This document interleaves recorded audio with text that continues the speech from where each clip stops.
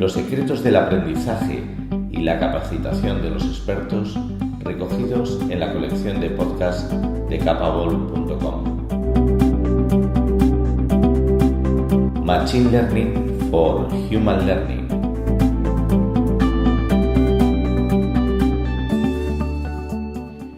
En la serie de podcast Los secretos del experto de capable.com, hoy tenemos a Nicolás Randall.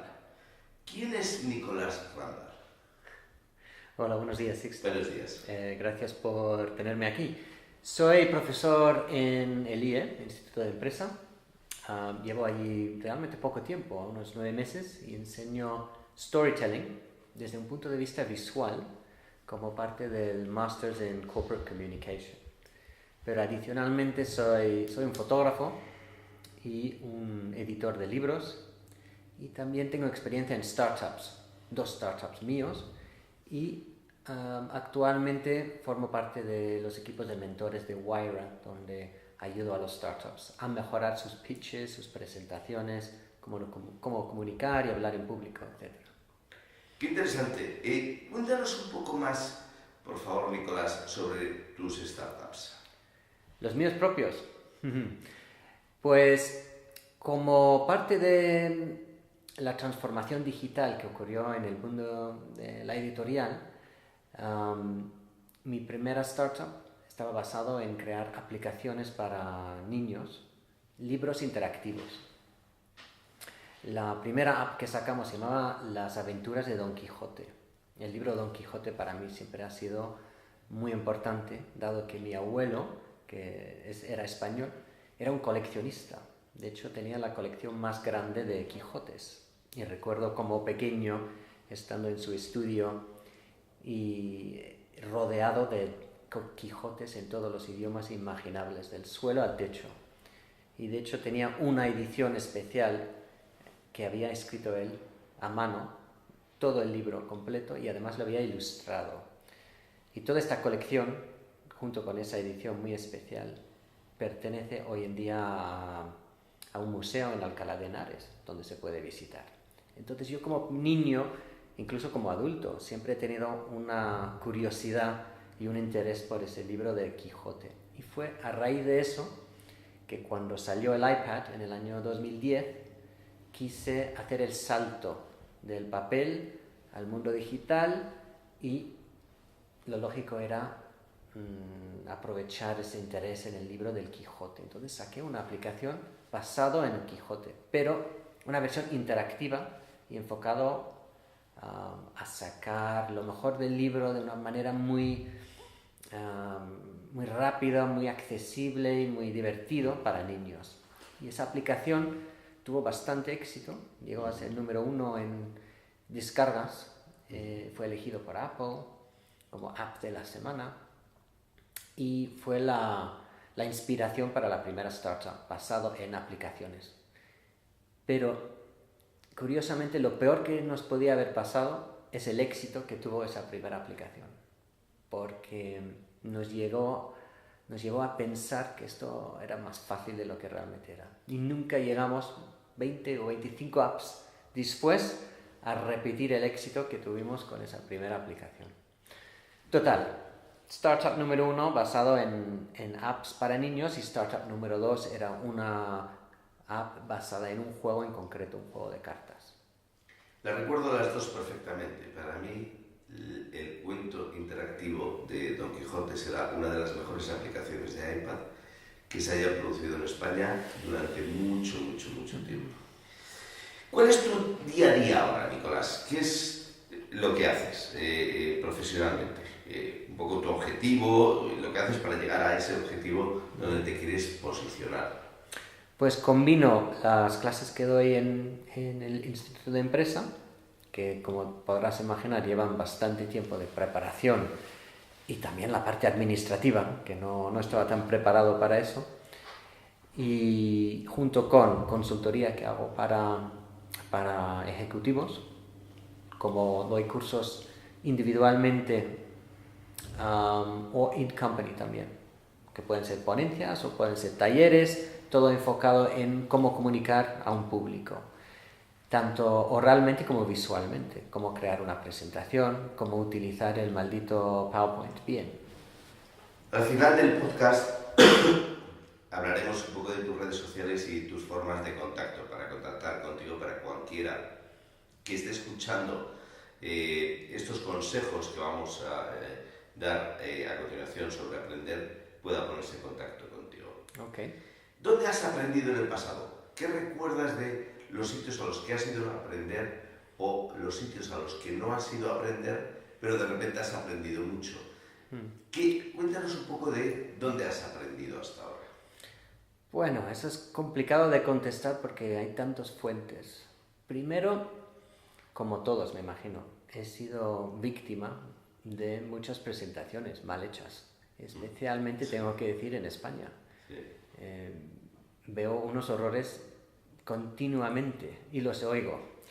Y escuchar y ver los mismos errores siempre me ha llamado mucho la atención, porque en el fondo son cosas bastante obvias, bastante fáciles de rectificar, pero por inercia o porque nos hemos acostumbrado a hacer las cosas de una manera determinada, pues se va repitiendo los mismos fallos. Entonces, mucho de lo que he aprendido es por experiencia propia, de ver lo mal que se suele hacer. Es muy raro ver una presentación bien hecha, por ejemplo. Luego, pues por múltiples sitios, por compañeros en el instituto de empresa, por todas las fuentes obvias que nos podemos imaginar. Suelo leer bastante, y tanto blogs como libros, aunque mi tema en concreto, que es el storytelling, no es un tema que está evolucionando tanto como puede ser blockchain, lógicamente. No es un tema donde hay que mantener un contacto diario para descubrir los últimos avances, como puede ser otros temas. Aunque, dicho eso, sí ha habido bastantes casos donde se está empezando a utilizar tecnologías, como puede ser data mining, por ejemplo, para hacer análisis estadísticas de cómo funcionan ciertos discursos o ciertos cuentos, cosas. Y ahí hay patrones que podemos ver y podemos empezar a poner números y a sacar conclusiones con una base un poco más empírica de por qué funcionan ciertas cosas. Es curioso que me recuerda a una comida que tuvimos hace muchos años con un experto escandinavo en inteligencia emocional, que le preguntaba a las personas de aquella comida: ¿tú dónde tienes las mejores ideas? Y la gente decía: cualquier sitio menos en la oficina. Esta pregunta de ¿tú dónde aprendes mejor? Todo el mundo dice distintas fuentes, distintos trucos, pero nadie dice en el instituto o en la universidad o de un profesor.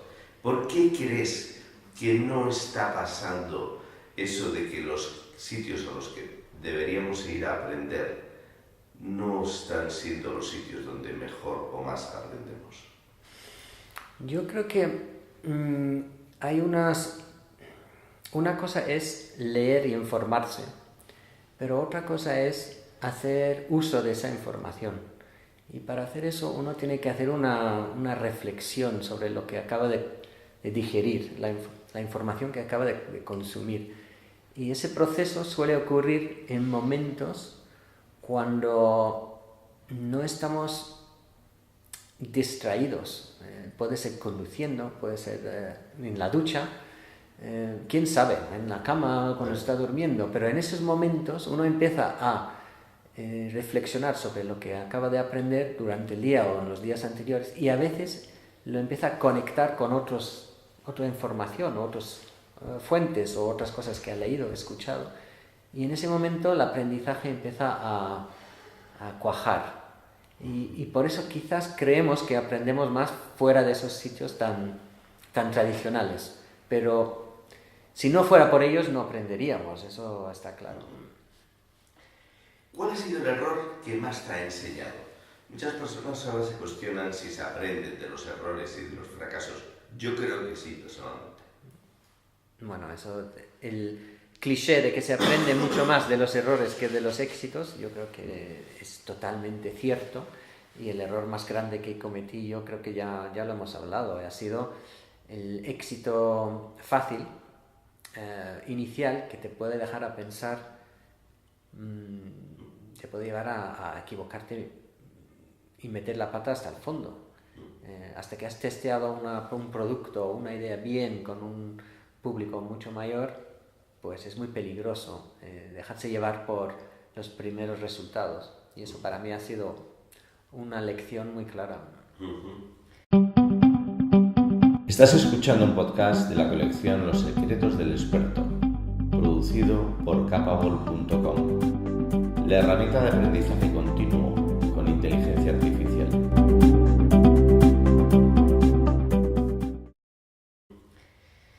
¿Cuáles son las carencias que observas en los profesionales a los que tratas? ¿Qué crees, qué lagunas respecto al storytelling, del cual yo estoy 100% de acuerdo contigo, que el nivel de cómo los profesionales comunican, cómo construyen sus discursos o sus materiales audiovisuales de apoyo es muy mejorable. Comparado con el mundo anglosajón, donde quizá el teatro esté metido en los colegios de una forma más masiva. ¿Cuáles son las carencias que tú ves en los profesionales con los que tratas? Yo creo, hay muchos, pero si tuviera que reducirlo, yo creo que el error principal es que cuando comunicamos a un nivel personal, ya sabemos lo que funciona y cómo hacerlo. Y solemos comunicarnos generalmente a través de historias, a través de storytelling. Lo primero que hacemos cuando quedamos con un amigo es decir, oye, has subido de fulanito y qué es lo que le ha pasado, o mira lo que me pasó a mí, el otro día estaba andando por la calle y vi a esta chica y no sé qué. Bueno, eso es nuestra forma natural de comunicar y hablar, y funciona. Y cuando oímos eso, prestamos atención y necesitamos saber cómo acaba esa historia. Pasamos al mundo de comunicación profesional y nos olvidamos por completo esto y empezamos a comunicarnos de una forma lógica, intentando hablar de datos, de muestras de otros ejemplos. Es una forma fría y no es una forma natural, aunque creemos que tiene que ser así y nos hemos acostumbrado a que eso es como se hace. Y el problema es que no resuena con un público cuando comunicamos así. No nos emocionamos, nos cuesta mucho más retener esa información, nos aburrimos y no prestamos la atención necesaria. Como profesor y experto en storytelling, en la construcción de discursos, ¿cómo crees que los profesionales están llevando ese contar historias a sus medios sociales? Porque al final son un altavoz también del storytelling. ¿Crees que están bien construidos lo que se comparte en esos mensajes, esas historias que se comparten en los medios sociales? En general yo diría que no, pero hay casos donde claramente se ve que sí.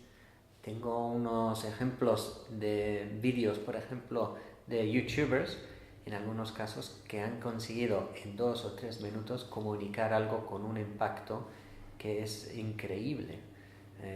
Lástima que ahora no los podemos enseñar porque esto es un audio nada más. Pero quizá puedes mencionarlos para que los busquen los oyentes, para que los busquen en Bueno, YouTube. sí, por ejemplo, hay uno de Nikki Tyler, que es un vídeo de una chica que es donde hace un unboxing, ¿sabes? Los youtubers que hacen unboxing es cuando reciben un producto nuevo y lo enseñan cómo es literalmente la caja y lo abren para enseñarte exactamente cómo está el producto dentro de la caja, lo que es desempaquetar el producto y luego cómo funciona. Pues ella principalmente hace eso. Pero en este vídeo en concreto está hablando de maquillaje y cómo hay que colocarse el maquillaje, y habla de una gama de productos de maquillaje y en muchos detalles está maquillando los ojos. Y eso dura como 30 segundos, 1 minuto. Y de repente, sin un tipo de aviso, todo el vídeo es como se desfragmenta, es como una explosión con un ruido. y es muy impactante, ¿no? Sale totalmente inesperado. Y la cabeza de la chica se mueve para adelante y luego para atrás. Es como si hubiera dado el golpe contra el parabrisas. Y lo que está intentando mostrar aquí es lo peligroso que es ponerse maquillaje mientras que está conduciendo, ¿no? Entonces es un vídeo que se ha hecho en conjunto con, me parece que es Volkswagen, pero el impacto es tremendo. A mí me causa mucho impacto, y cuando lo he enseñado a otra gente también. O sea que eso es un ejemplo para mí muy, muy exitoso, pero me cuesta pensar en muchos más. Ejemplos malos hay muchos, claro, uno no se suele acordar de ellos, ¿no? No, claro. Yo te iba a pedir si tuvieses la memoria especialmente pésimo de qué no hacer en storytelling si vas a comunicar en tus medios sociales. Bueno, no voy a decir nombres de cosas ni de personas que lo hacen mal, porque realmente es casi todos. Vale. Casi todos. Es curioso porque storytelling no es nuevo. De hecho, fue los filósofos griegos como Aristóteles, quienes ya contaron los ingredientes necesarios para convencer, para comunicar en un discurso. ¿Y cuáles son estos? Pues está basado en tres pilares que él llamaba ethos, logos y pathos. Ethos siendo argumentos de la credibilidad o autoridad que tiene uno mismo. Es decir, si yo te quiero convencer de algo, lo primero es, te tengo que explicar por qué deberías escucharme a mí, qué tengo yo, qué experiencia, o soy profesor de algo, o he hecho esto, o siempre me ha interesado lo otro. Pero tiene que haber algo sobre mí personalmente. Eso es un tema que nos solemos dar menos importancia, pero solemos utilizarlo. Cualquier pitch para un startup siempre se habla del equipo, aunque está allí normalmente metido malamente, pero no damos mucha importancia a esto. El segundo pilar de argumentos sería logos, que son argumentos basados en la lógica. A más B equivale C, y se puede ver aquí y aquí, y lo ha dicho tal y cual. Bueno, ese tipo de argumento es obvio y es el que se suele utilizar, y demasiado, eso es el problema. Intentamos convencer casi siempre con ese tipo de argumentos. Son los que son necesarios, pero son los que no funcionan muy bien. Okay. Y el tercer tipo de argumento es el que sí funciona muy bien, pero no se suele usar, que es pathos, que son los argumentos emocionales. Es donde metemos la emoción, porque no somos racionales, somos emocionales. Y eso es la clave de convencer, de construir un discurso, del storytelling y de cómo vender. Pero uno mismo, especialmente profesionalmente, se olvida de eso, o no le da la importancia. Perfecto. ¿Alguna fuente secreta donde tú aprendes? Yo también escucho muchos podcasts. No es muy secreto mi fuente, pero uno de los que más me gusta son los de Guy Raz. Él tiene dos. Uno es How I Built This, donde habla con empresarios que han construido una empresa, y el empresario cuenta todo el viaje, y uno puede aprender mucho de los errores, los éxitos. En casi todos los casos hablan de que en un momento dado iban a tirar la toalla. Siempre son historias muy dramáticas, como puede ser la de Airbnb, o bueno, hay un montón. También tiene otro podcast basado en TED Talks, donde lo que hace es busca conexiones entre distintos TED Talks, los resume, los construye alrededor de ese tema y entrevista a los ponentes. Y eso es un podcast que me gusta mucho. Perfecto. Recomiéndales un libro y dinos por qué lo recomiendas a nuestros usuarios.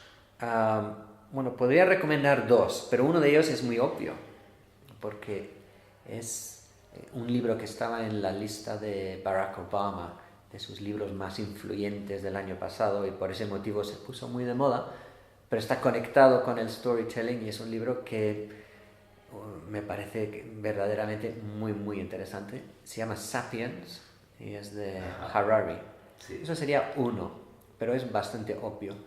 Y el segundo libro que recomendaría más que nada, porque he leído no sé cuántos libros sobre storytelling, a lo mejor 20, 30, pero casi todos dicen lo mismo, o mejor o peor, pero más o menos lo mismo, y más y peor. Pero hay un libro que me inspiró mucho, que se llama The Storytelling Animal, y es de Jonathan Gottschall.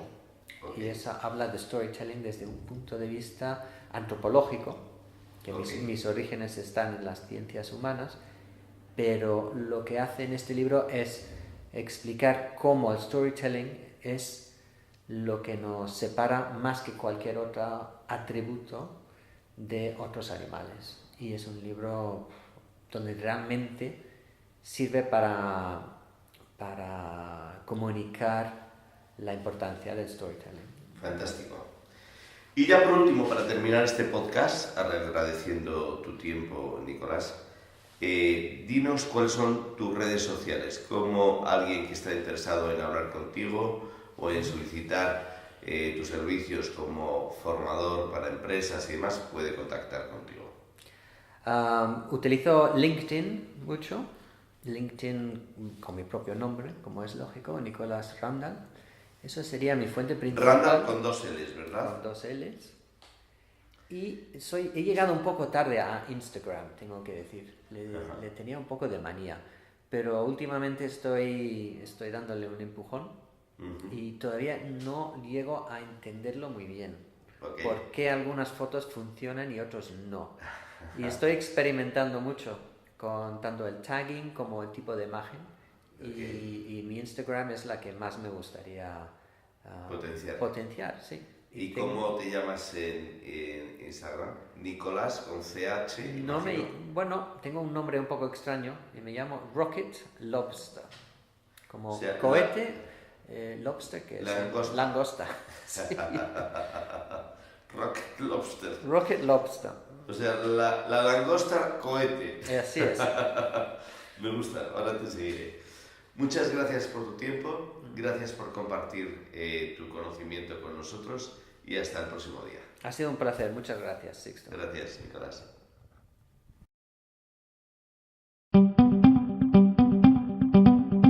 Los secretos del aprendizaje y la capacitación de los expertos recogidos en la colección de podcast de capable.com. Machine Learning for Human Learning.